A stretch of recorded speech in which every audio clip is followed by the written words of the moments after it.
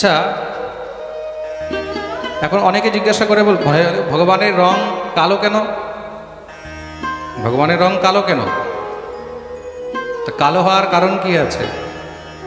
বলে এক জায়গায় 10 রকমের রং আছে। এক জায়গায় 10 রকমের রং আছে, সাদা, হলুদ, সবুজ, গোলাপি,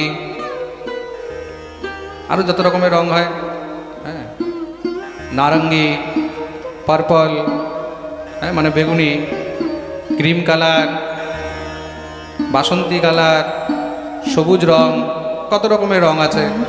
সবগুলোকে যদি এক জায়গায় মিক্স করে দাও, মিলিয়ে দাও, তাহলে কি রং হয়ে যাবে? হ্যাঁ, কালো হয়ে যাবে। এতে চাংস কলা পূর্ণ কৃষ্ণস্তু ভগবান স্বয়ং।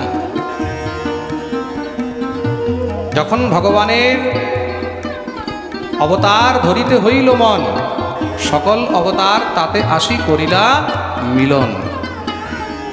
যখন ভগবান পরিপূর্ণ রূপে অবতীর্ণ হয়, তখন বাকি যত অংশাংশ যত অবতার ইত্যাদি আছে, কলা অবতার, আবেশ অবতার, পূর্ণ অবতার, অংশাংশ অবতার, অংশ অবতার, সব তখন তার মধ্যে গিয়ে মিলিত হয়ে যায়।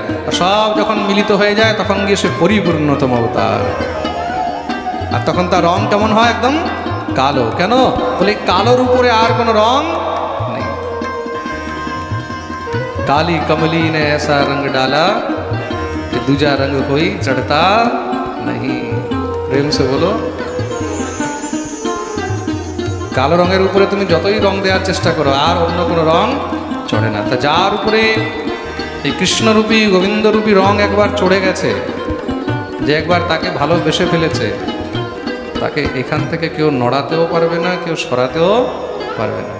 কেন? গোবিন্দকে ভালোবাসার পরে, ওই গোপালকে ভালোবাসার পরে, আমার গোপীনাথকে ভালোবাসার পরে, তখন আর অন্য কাউকে ভালোই লাগে না। যাকে কালো ভালো লেগে গেছে, তারপরে ধলা কি করবে?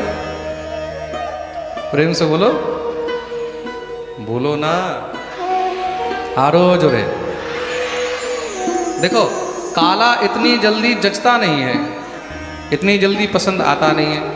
और एक बार काला पसंद आ जाए तो फिर उसके बाद कुछ दूसरा अच्छा लगता भी नहीं है। ये हमारा कन्हैया है, ये हमारे गोविंद हैं।